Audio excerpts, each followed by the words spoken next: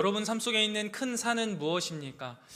질문을 조금 바꿔서 여러분들이 혹시 단기 선교를 머뭇거리게 하는 이유는 무엇입니까? 또 여러분의 삶 속에서 선교적인 삶을 살아가는 것을 머뭇거리게 하는 큰 산은 무엇입니까? 그 모든 큰 산을 하나님께서 분명히 평지가 되게 하실 것입니다. 우리는 그것을 믿고 단기 선교지로 나아갔고 그곳에서 진짜 그런 하나님의 은혜를 누리고 돌아왔습니다. 지금 앞서 나누어 주신 분들이 미얀마와 캄보디아 땅에서 하나님이 우리에게 부어주신 은혜를 너무나 잘 나누어 주셨습니다. 우리는 그곳에서 하나님은 정말 선교하시는 하나님이시며 그 선교하시는 하나님과 우리가 함께 할 때 그 하나님의 나라의 확장을 우리도 목도하게 되고 그 가운데 기쁨을 누릴 수 있구나라는 것을 충분히 누릴 수 있었습니다. 특별히 이번 선교 여정 가운데 여러 장면들이 우리의 마음속 깊은 울림으로 남아 있습니다. 선교지에서 만난 어린아이들은 언어는 다르지만 하나님의 말씀을 따라서 성경을 배우고 복음의 메시지를 담은 모든 활동에 열정적으로 기쁨으로 참여했습니다. 그들의 해맑은 웃음과 뜨거운 찬양은 우리에게 이 땅에도 하나님의 나라가 정말 세워지고 있구나 라는 확신을 주었습니다. 특별히 아까 보셔서 아시겠지만 불교가 국교입니다. 굉장히 척박한 환경입니다. 우리 아이들에게 그런 교회를 다닐 수 있겠냐라고 물어본다면 단 하루, 단 한 시간도 버티지 않고 뛰쳐나올 겁니다. 그런데 그 아이들은 그곳에서 즐겁게 하나님을 예배하고 있습니다. 또한 그곳에서 말씀을 붙잡고 눈물로 기도하면서 그 자리를 묵묵히 지켜내는 현지 목회자들, 또 신학생들이 있었습니다. 그러한 모습들이 우리 모두에게 너무나 큰 도전이 되었습니다. 사랑하는 성목교회 성도 여러분, 이번 단기 선교 가운데요, 우리는 그래서 이 스가랴 4장의 말씀을 떠올릴 수밖에 없었습니다. 힘으로 되지 아니하고 능력으로 되지 않는, 오직 하나님의 능력으로만 되는, 하나님의 영으로만 되는 이 놀라운 일들, 그래서 큰 산이 우리 앞에서 평지가 되어지는 놀라운 은혜를 우리가 경험할 수 있었습니다. 우리가 캄보디아와 미얀마에서 마주한 현실은요, 너무나 큰 산처럼 보였습니다. 언어적인 장벽, 문화적인 차이, 정치적인 억압, 또 영적인 어둠, 그러나 그 모든 산 앞에서 하나님이 우리에게 말씀하셨습니다. 내가 그것을 평지로 만들겠다. 그리고 그렇게 하셨습니다. 스가랴 4장 6절 말씀 앞에 보시면 힘으로 되지 않고 능력으로 되지 않고 오직 나의 영으로 된다라고 말씀하십니다. 그런데 이것을 경험하게 되는 가장 중요한 순간이 언제냐면 인간의 한계를 마주할 때입니다. 내가 얼마나 부족한 사람인지를 깨달을 때이죠. 선교 현장에서 우리가 그러했습니다. 처음 선교를 준비할 때 우리는 나름대로 많은 계획들을 세웠습니다. 연초부터 말씀과 기도로 매일 말씀 묵상하셔야 됩니다. 매주 금요기도에 나오셔야 됩니다. 다 체크할 거고 어느 확률 떨어지면 다 탈락시킬 겁니다. 이야기했고 실제로 탈락하신 분도 계십니다. 그렇게 철저하게 영적으로 준비했고 또 프로그램 같은 것도 너무나 열심히 준비해서 나아갔습니다. 어느 때보다 더 철저하게 준비하고 확인하고 또 확인했습니다. 전문가들을 세웠고 그 중에서 최선을 다해서 돕는 사람들이 붙었습니다. 그런데 실제로 우리가 선교지에 갔을 때는 우리의 계획은 다 물거품이 되어버렸습니다. 언제든 바뀔 수밖에 없었습니다. 갑작스러운 현지 사정으로 일정이 흔들리고 통역이 원활하지 않아서 준비한 대로 흘러가지 않는 겁니다. 더위와 피로로 몸은 금세 지치고 예기치 못한 돌발 상황들이 연속적으로 계속 찾아왔습니다. 그때마다 우리는 절감했습니다. 이게 참 힘들다, 안 된다, 우리의 능력으로는 불가능하다. 그런 여러 장벽 앞에서 답답해하던 그 순간에 하나님은 우리를 통해서 일하셨습니다. 말이 안 통해도 우리의 마음과 우리의 행동과 또 그 아이들의 순수한 마음이 만나서 그 가운데 복음이 전달되게 하시는 거예요.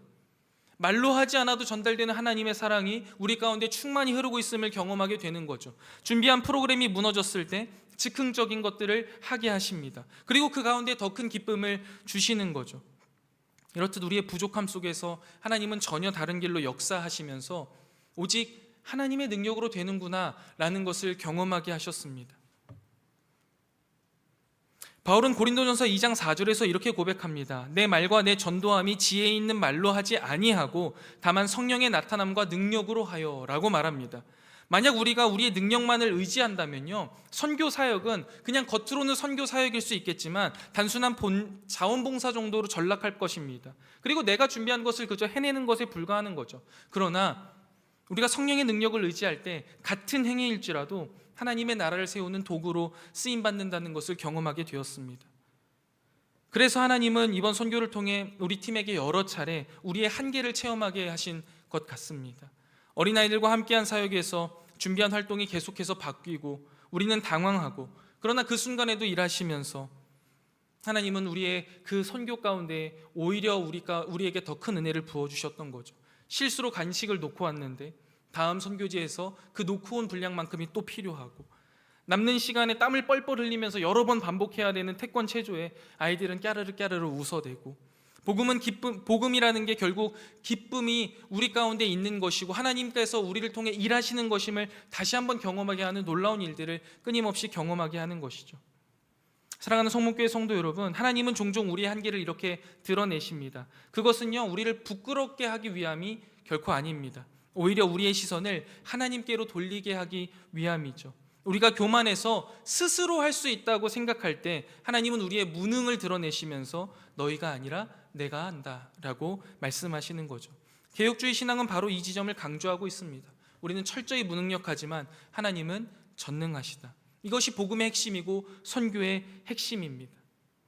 그렇기 때문에 이 진리를 우리의 삶에 적용한다면 우리는 가장 먼저 우리의 한계를 인정해야 합니다. 나는 부족해, 나는 연약해, 나는 할 수 없어. 이것은 진실한 고백입니다. 선교를 나가는 것도 그렇고 선교적 삶을 사는 것도 마찬가지일 겁니다.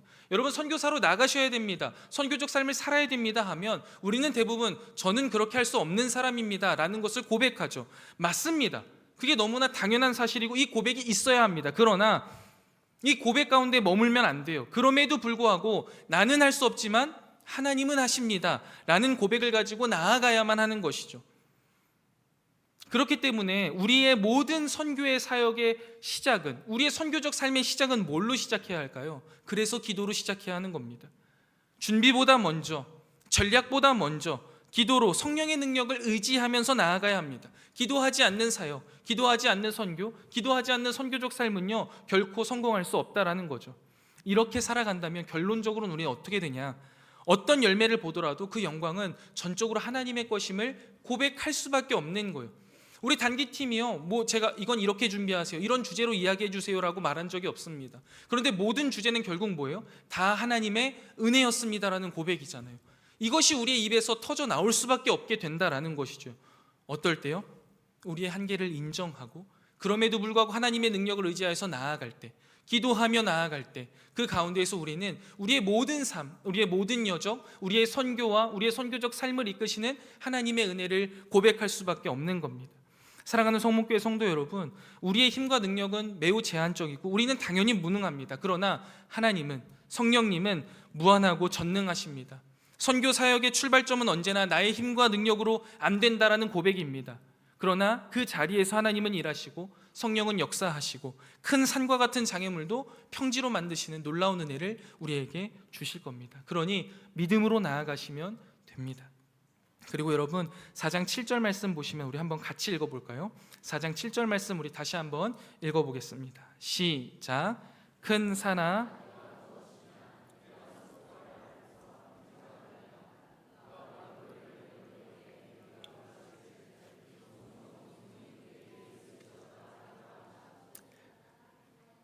아멘. 이 말씀은요, 절망과 무기력함에 빠져있던 귀한 공동체에게 하나님이 주시는 엄청난 소망이자 위로와 격려입니다. 무너진 성전을 다시 세워야 하는 이스라엘 백성들 앞에 수많은 장벽들이 산처럼 버티고 있었거든요. 그때 하나님이 선언하시는 거예요. 큰 산도 스룹바벨 앞에서, 내 앞에서 평지가 되게 하겠다라는 거죠. 여러분, 하나님의 일을 하려는 곳에는요 언제나 방해가 있습니다. 하나님의 일을 하려는 곳에 큰 산은요 언제나 존재한다고요.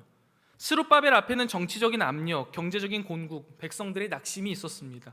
이번 단기 선교에도 우리는 수많은 산들을 봤습니다. 언어의 장벽, 불교의 문화와 우상 숭배라는 아주 영적인 견고한 진, 가난, 교육 부족, 내전, 정치적인 혼란, 이런 현실의 산들이요 너무나 가득합니다.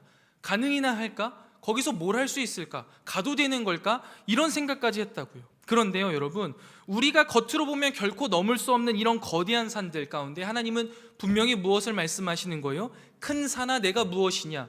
스룹바벨 앞에서 평지가 되게 하겠다라고 말씀하신 거예요. 그것은 우리가 붙들고 간 하나님의 말씀이었습니다. 그리고 그 약속을 따라서 우리가 그 산 앞에 나아갔을 때 그 산은 정말 평지가 되어 버렸습니다.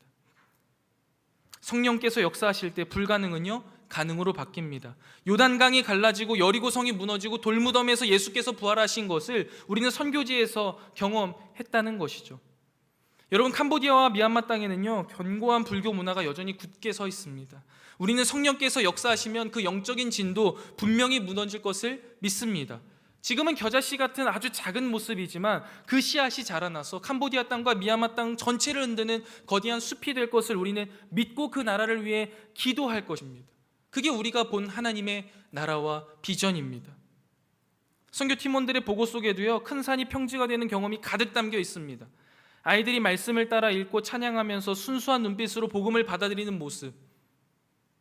캄보디아 초등학교에서는 복음을 전할 수 없겠다라고 이야기했는데 하나님께서 여러 상황들을 만들어 주셔서 짧지만 강력한 복음을 전하게 하셨고, 유치원 아이들은 정말 별것 아닌 그 비눗방울 날리는 거, 바람개비 날리는 거에서 너무 기뻐하는 모습들을 보면서 오늘처럼 계속해서 이 지역에 성령의 바람이 불면 하나님께서 분명히 이곳에 놀라운 역사를 이루어 가시겠구나 라는 그 비전을 보게 되는 것이죠.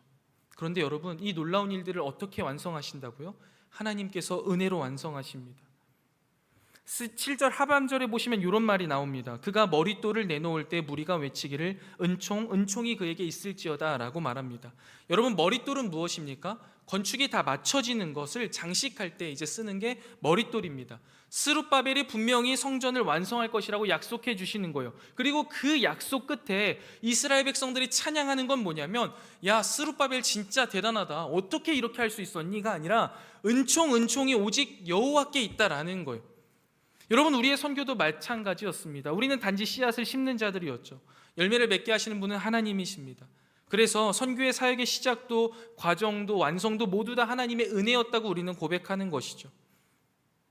성도 여러분, 우리의 삶 속에도 분명히 큰 산들이 있을 겁니다. 가정에서의 문제, 직장에서의 어려움, 교회 사역에서의 갈등, 또 선교적 삶을 살아가려는 우리의 결단을 막는 수많은 산들이 여러분의 삶 속에 분명히 있을 겁니다. 그러나 하나님이 여전히 우리에게도 동일하게 말씀하시는 거예요. 큰 산아, 내가 무엇이냐? 내가 내 사랑하는 백성 앞에서 평지가 되리라. 우리는 큰 산을 바라보면서 좌절할 때가 많습니다. 그러나 믿음의 눈으로 바라본다면 이미 하나님은 그 산을 평지로 만드셨습니다. 그렇게 우리의 역할은 단지 성령을 의지하여서 그 길을 한 걸음 한 걸음 나아가는 것이죠.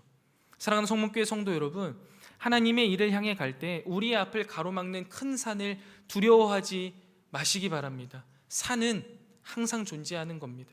그러나 하나님은요, 그 산을 평지로 만드십니다.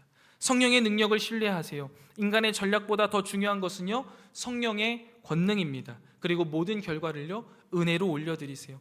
열매가 나타날 때 우리는 내가 했다가 아니라 하나님이 하셨다라고 고백할 수 있어야만 합니다.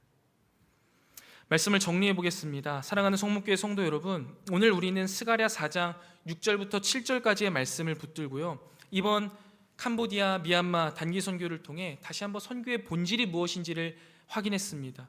여러분, 선교라는 게 무엇입니까? 우리의 힘과 능력으로 되는 것이 결코 아닙니다. 오직 성령의 능력으로만 가능한 일입니다. 큰 산과 같은 현실의 장애물에도 하나님의 은혜 앞에서는요, 다 평지가 되는 겁니다. 모든 사역의 완성은 전적으로 다 하나님의 은혜에만 달려 있습니다. 그렇다면 이제 남은 질문은 이겁니다. 우리는 이 부르심 앞에 어떻게 응답할 것인가? 여러분은 이 부르심 앞에 어떻게 응답하시겠습니까? 사랑하는 성도 여러분, 선교는요, 선택이 아니라 명령입니다. 지상 명령은 특정한 사람들만을 위한 것이 아닙니다. 예수 그리스도를 구주로 믿는 모든 성도들에게 주어진 하나님의 절대적인 부르심이죠. 오직 성령이 너희에게 임하시면 땅끝까지 이르러 내 증인이 되리라라고 했던 그 말씀은 오늘 이 자리에 앉아있는 우리 모두에게 동일하게 유효하다라는 것이죠. 선교는 어떤 특별한 은사를 가진 소수만의 일이 아니라는 거예요. 이 자리에 앉아있는 모든 우리가 가든지 보내든지 기도하든지 무슨 방편으로든 선교적 삶을 살아내며 선교에 동참해야 한다라는 겁니다. 우리가 침묵한다면 아직도 우상과 영적 어둠 속에 갇혀있는 수많은 영혼들에게 누가 복음을 전해줄 수 있겠습니까? 선교는 미룰 수 없는 부르심입니다.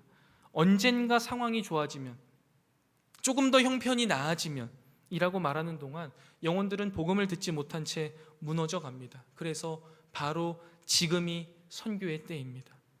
여러분 안에서 이번 단기 선교 보고를 들으면서 마음속에 도전이 일어나기를 간절히 바랍니다. 어떤 분들은요, 직접 발걸음을 내딛는 선교사로 나아가시기 바랍니다. 또 어떤 분들은 기도와 물질로 후원하는 선교사로 헌신하시고, 또 어떤 분들은 가정과 직장에서, 또 학교와 일상에서 복음을 전하는 선교사로 살아내야 합니다. 형태는 다르지만 모두가 선교사입니다. 우리 성문교회가 선교적 교회로 더욱 굳게 서기를 소망합니다. 우리 교회가 기도의 무릎을 꿇는 교회, 눈물로 복음을 심는 교회, 보내는 일에 아끼지 않는 교회, 그리고 직접 발걸음을 내딛는 교회가 되기를 바랍니다. 그래서 온 열방이 주님을 예비하고 수많은 하나님의 백성들이 찬양하며 각 나라와 족속과 백성과 방언이 모든 것이 다 하나님의 은혜입니다. 은총을 외치며 하나님 앞에 경배하는 그 영광스러운 날을 기대하며 오늘 우리가 결단했으면 좋겠습니다. 선교는 나의 일이 아니라 하나님의 일이다. 하나님은 그 일을 위해 우리를 부르셨다. 이 부르심 앞에 주님, 제가 그 길을 가겠습니다. 제 앞에 있는 큰 산을 평지로 만들어 주시고 저를 사용하여 주시옵소서. 이 결단의 고백이 오늘 우리의 마음에, 입술에, 삶에 울려 퍼지시기를 주님의 이름으로 간절히 축원드립니다. 우리 이 시간